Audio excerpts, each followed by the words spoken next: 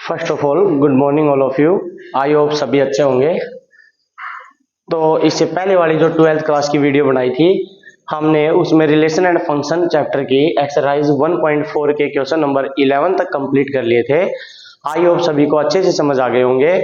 आज हम next question करेंगे क्वेश्चन नंबर 12 से। और जिसने वो पहले वाली वीडियो नहीं देखी है तो एक बार उस वीडियो को जरूर देख लेना, फिर उसके बाद आपको ये आगे के क्वेश्चन अच्छे से समझ आ जाएंगे। तो नेक्स्ट क्वेश्चन हम स्टार्ट करते हैं क्वेश्चन नंबर 12। तो क्वेश्चन नंबर 12 में देखो क्या बोल रहा है। ये बोल रहा है consider function F and G. F और जी कोई भी दो फंक्शन है अपने पास, सच दैट इस प्रकार g O F is defined and is 1 1, जिसमें जी ओ एफ है वो इस प्रकार डिफाइन किया गया है कि वो 1 1 है। तो मतलब अपने पास दो फंक्शन हमें कंसीडर करने हैं। तो एक मान लो एफ वाला और एक जी वाला।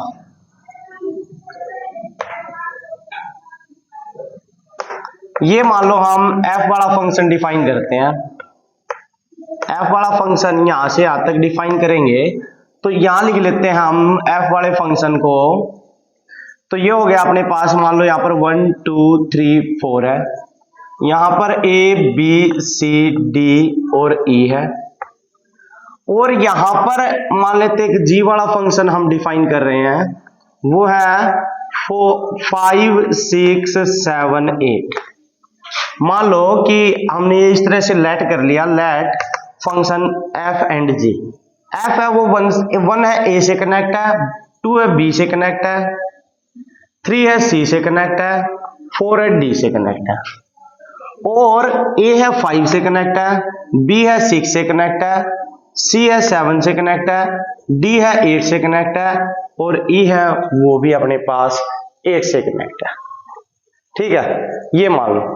अब देखो हमने दो फंक्शन कंसीडर कर लिए, एक एफ वाला फंक्शन जिसमें एफ फंक्शन अपने पास क्या है, वो है F function 1a 2b 3c और 4d।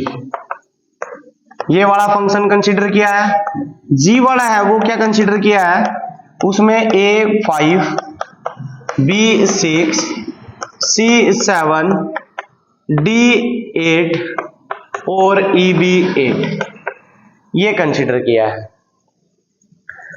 अब ये बोल रखा है कि गोफ डिफाइन है और 1 1 है।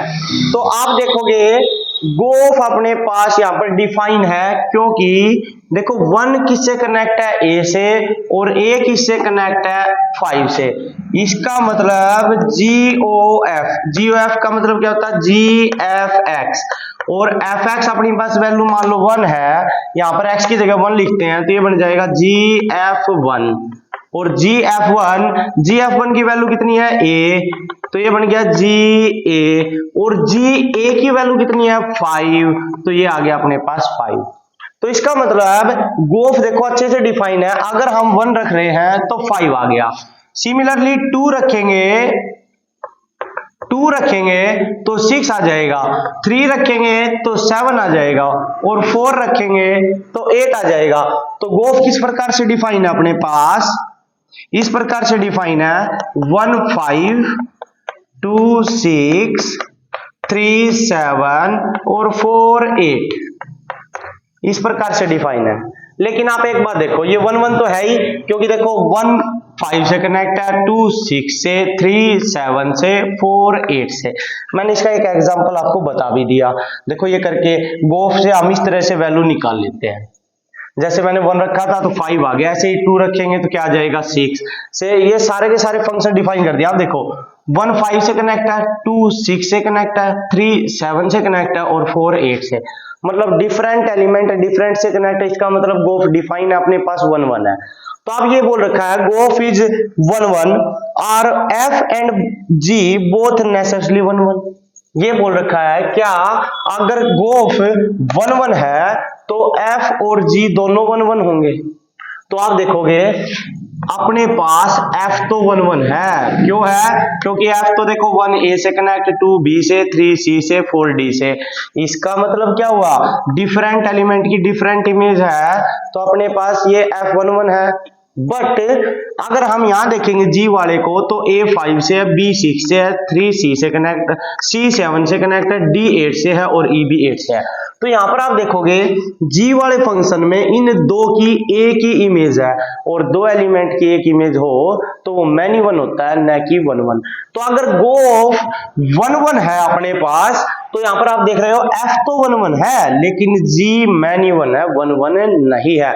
तो यहां लिखेंगे if GOF is 1 1, then f is 1 1, but g is not 1 1। g वाला फंक्शन है वो 1 1 नहीं है। आपको अच्छे से नजर भी आ रहा होगा। तो ये कोई जरूरी नहीं है कि अगर गोफ 1 1 है तो दोनों के दोनों 1 1 होंगे। ये मैंने आपको अच्छे से बता भी दिया है। आई होप सबको समझ आ गया होगा। इसके बाद आगे पढ़ो। ये बोल रखा है are F and G both necessarily onto if G O F is onto. ये बोल रखा है अगर गोफ ऑन टू है तो क्या जी और एफ दोनों ऑन टू होंगे? तो आप एक बार देखो, गोफ तो ऑन टू भी है, क्योंकि आप देख रहे हो 5 की प्री इमेज 1, 6 की प्री इमेज 2, 7 की प्री इमेज 3 और 8 की प्री इमेज 4। और इस साइड कोई एलिमेंट बचा हुआ नहीं है जिसकी कोई भी प्री इमेज न हो। इस साइड जितने भी एलिमेंट अपने पास उन सब की प्री इमेज है। यहां से आप देख सकते हो 5 की ए, 6 की बी, 7 की सी, 8 की डी। सॉरी ये जी वाला है भाई। गोफ वाले में देखो 5 की 1, 2 की 6 की 2, 7 की 3 और 4 की 8 की 4 सबकी प्री इमेज है। और अगर अपने पास सबकी प्री इमेज हो तो इसका मतलब ऑन टू होता है। तो यहां पर लिखेंगे GOF इज ऑन टू। गोफ तो ऑन टू है, बट आप देखोगे क्या अपने पास F ऑन टू है।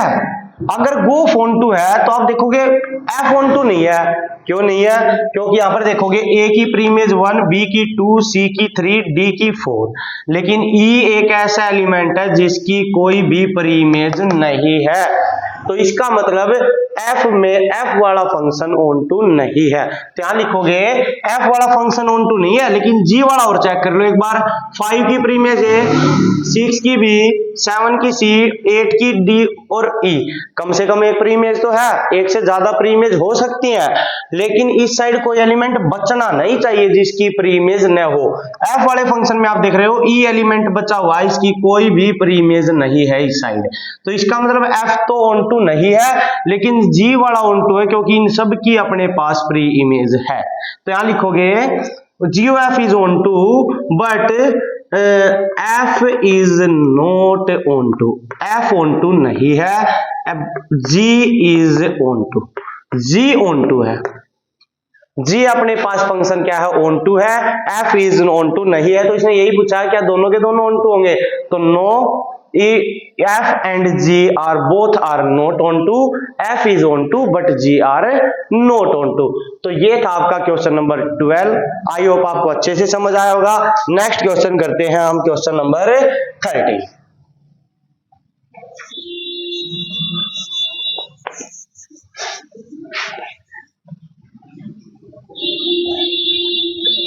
क्वेश्चन नंबर 13 देखो।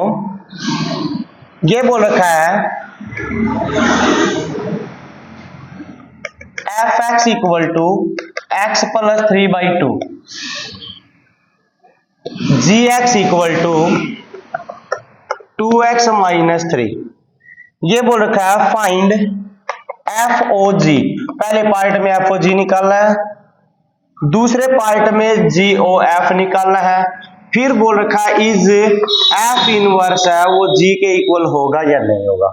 एक चीज देखो अभी ध्यान से, पहले FOG निकालेंगे। तो FOG का मतलब है FGX।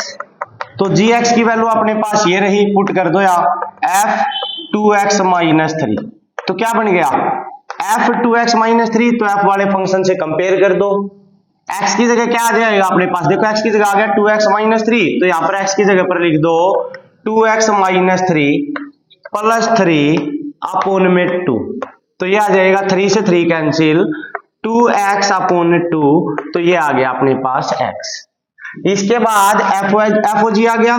सेकंड पार्ट में हमें जी ओ एफ निकालना है, तो जी ओ एफ देखो इसको क्या लिखेंगे, जी एफ एक्स, और एफ एक्स की वैल्यू अपने पास क्या है, क्या है एफ एक्स की वैल्यू, x प्लस 3/2। अब g वाला फंक्शन बच गया तो g वाले से कंपेयर कर दो, x की जगह पर क्या लिख देंगे, x प्लस 3/2, तो यहां लिखेंगे 2 इंटू एक्स प्लस 3/2 माइनस 3, 2 से 2 कैंसिल, क्या बच गया x प्लस 3 माइनस 3, 3 से 3 कैंसिल, क्या बच गया x। अब देखो एफ ओ जी और जी ओ एफ अपने पास दोनों की वैल्यू आ गई, एक तो यही फाइंड आउट करनी थी, एक बोल रहा है कि एफ इनवर्स जी के इक्वल होगा या नहीं होगा। अब g की वैल्यू तो अपने पास 2x माइनस 3 है, तो इसका मतलब एफ इनवर्स की वैल्यू ये आएगी या नहीं आएगी। एफ इनवर्स कैसे निकालते हैं, देखो हम अपने पास फंक्शन लिखते हैं इस तरह, मान लो एफ एक्स इक्वल टू यही लिखा हुआ है x प्लस 3/2 लिखा हुआ है ना, इस एफ एक्स को हम y भी कंसीडर करते हैं, तो let F x equal to y consider करते हैं, y लिख सकते हैं y equal to x plus 3/2 लिख लेते हैं। अब यहां से देखो इस f को इस साइड ले जाओ तो अपने पास क्या बचेगा x, और f इस साइड जाके इनवर्स हो जाएगा, तो क्या बन जाएगा f inverse y।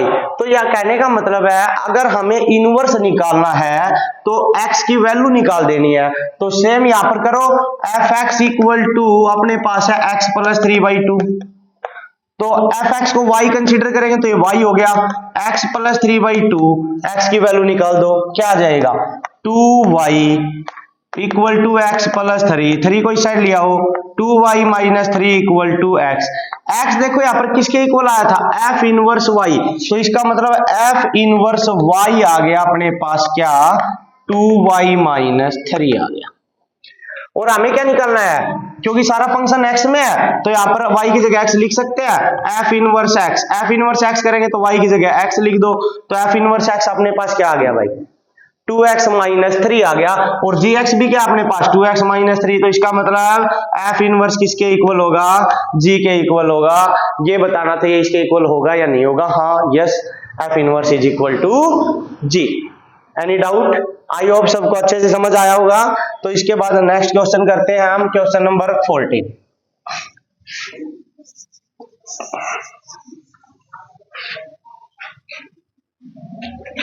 Question number 14 में है अपने पास ये बोल रखा है कि एफ एक्स इक्वल टू 14 का first part, F x equal to 2x, ये बोल रखा है कि g, ये g वाला फंक्शन निकालना है जो z टू z है, z टू z, और GOF वो है identity function of z।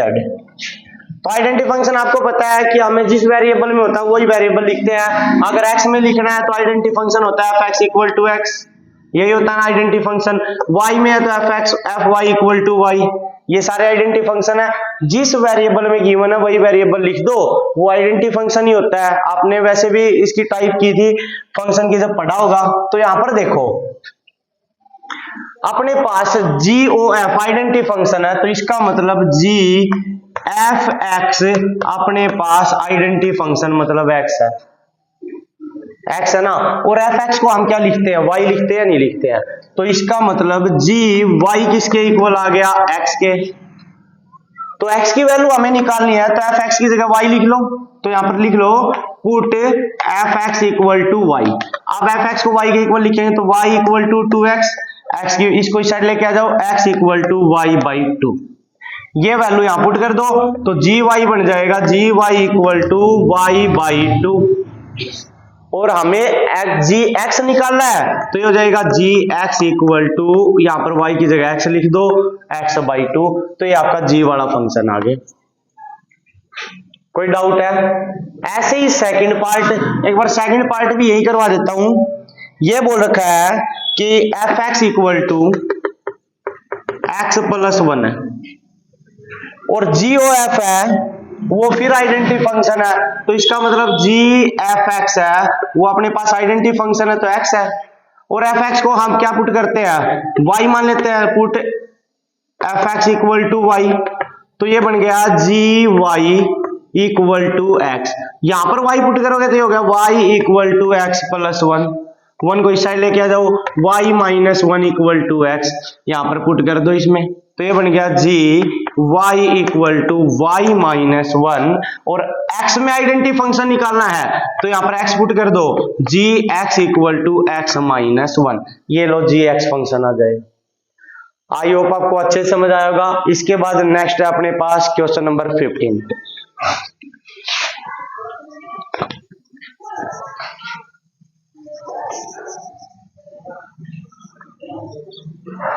Question number 15 में है, ये बोल रखा है क्वेश्चन नंबर 15 में F N equal to 3n और जी एन इक्वल टू, जी इस प्रकार डिफाइन है, देखो n by 3, n is multiple of 3, n is multiple of 3, 0 n is not multiple of 3, 3 का मल्टीपल नहीं होगा तो अपने पास जीरो वैल्यू, ये जी डिफाइन है। ये बोल रखा है prove that G O F equal to I Z and F O G not equal to identity function of Z. आप देखो आइडेंटिटी फंक्शन ऑफ जेड में प्रूव करना है, तो आइडेंटिटी फंक्शन ऑफ जेड का मतलब जिस वेरिएबल में है वो आना चाहिए, तो जी ओ एफ अपने पास आना चाहिए n, क्योंकि अपने पास फंक्शन है वो n में है, x में हो तो x आना चाहिए, y में हो तो y आना चाहिए, z में हो तो z आना चाहिए। यहाँ पर n में गिवन है, देखो एफ एन जी एन, तो इसका मतलब यहाँ पर n आना चाहिए, तो जी ओ एफ निकाल लो, तो जी ओ एफ का मतलब होता है जी एफ एक्स, तो यहाँ पर x की जगह पर तो n है, तो जी एफ एन, और एफ एन की वैल्यू अपने पास क्या है भाई 3n, और आप देखोगे ये बोल रखा जी एन में 3n वहां पुट करना है जहां पर n इज मल्टीपल ऑफ 3, क्योंकि देखो ये n है, ये 3 का मल्टीपल है ना, क्योंकि मल्टीप्लाई में 3 है तो ये 3 का मल्टीपल है, और 3 का मल्टीपल है तो यहां पुट करोगे, मल्टीपल नहीं है तो उसकी वैल्यू डायरेक्ट 0 लिख दोगे, तो ये तो मल्टीपल है तो इस n की जगह पर लिख दो, इस n की जगह पर आप लिख दोगे 3n, तो ये लिख दो 3n बाई 3, क्या आ जाएगा अपने पास n, और n एक अपने पास क्या है आइडेंटिटी फंक्शन, क्योंकि पूरा फंक्शन n में गिवन है, तो यहां लिख देंगे आई जेड। ये लो भाई फर्स्ट पार्ट ये वाला प्रूव हो गया। सेकंड हमें क्या प्रूव करना है एफ ओ जी, तो एफ ओ जी को लिखेंगे एफ जी एन। आप देखोगे gn की वैल्यू अपने पास दो हैं, एक तो ये और एक ये, तो दो ही केस बनाने हैं, पहले n बाई 3 पुट करो भाई,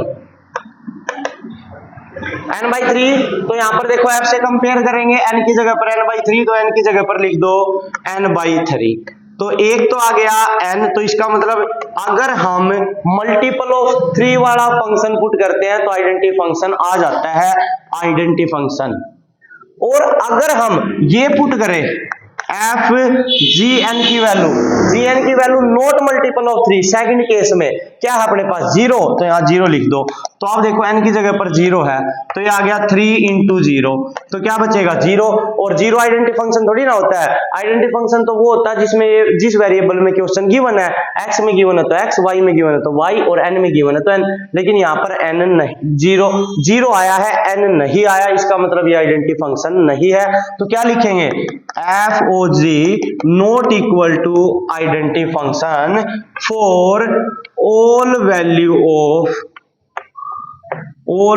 of n, किसकी वैल्यू पर, n की वैल्यू जितनी भी अपने पास उन सब के ऊपर आइडेंटिटी फंक्शन नहीं होगा, जो मल्टीपल ऑफ 3 होगा उसके ऊपर आइडेंटिटी फंक्शन होगा, लेकिन जो 3 के मल्टीपल नहीं है, जैसे 1 हो गया, 2 हो गया, 4 हो गया, 5 हो गया, ये 3 के मल्टीपल नहीं है इस तरह के, तो ये अपने पास इनके ऊपर आइडेंटिटी फंक्शन नहीं होगा। आई होप आपको अच्छे से समझ आया होगा। इसके बाद नेक्स्ट क्वेश्चन करते हैं, क्वेश्चन नंबर 16। तो क्वेश्चन नंबर 16 में क्या बोल रहा है,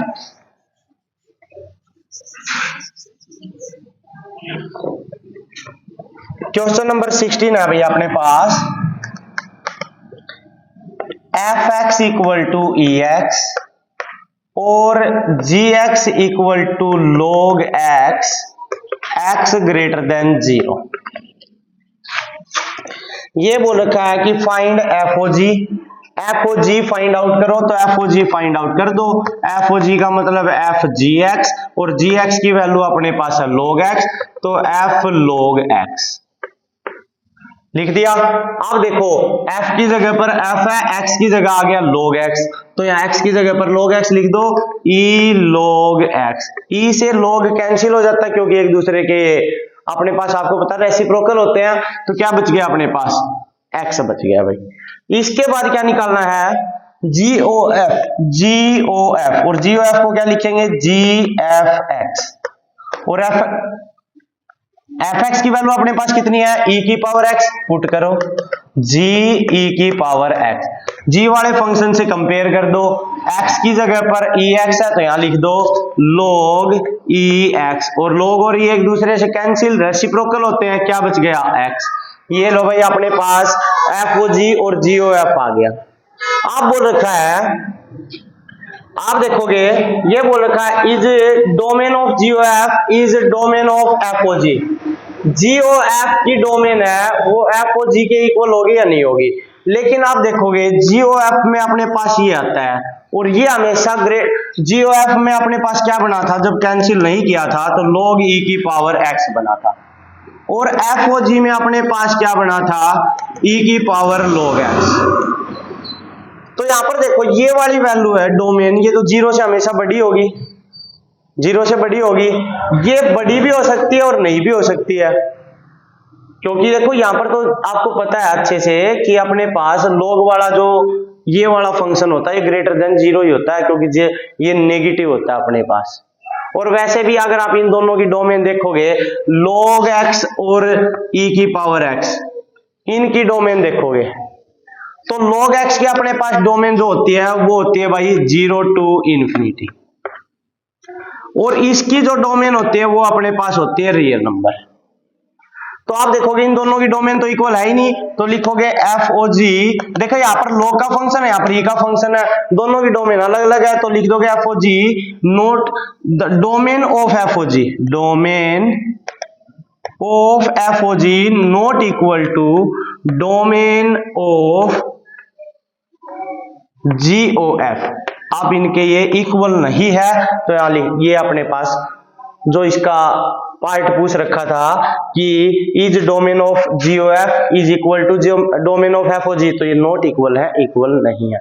आई होप आपको ये एक्सरसाइज अच्छे से समझ आ गई होगी। ये आज के लिए हम इस एक्सरसाइज की एंडिंग हो गई, तो आज के लिए इतना ही करते हैं। बाकी अपने पास चैप्टर बच गया, अब नेक्स्ट चैप्टर में आ गए चैप्टर नंबर 2 में, तो वो नेक्स्ट वीडियो में करेंगे। तो आज के लिए इतना ही, thank you and have a nice day.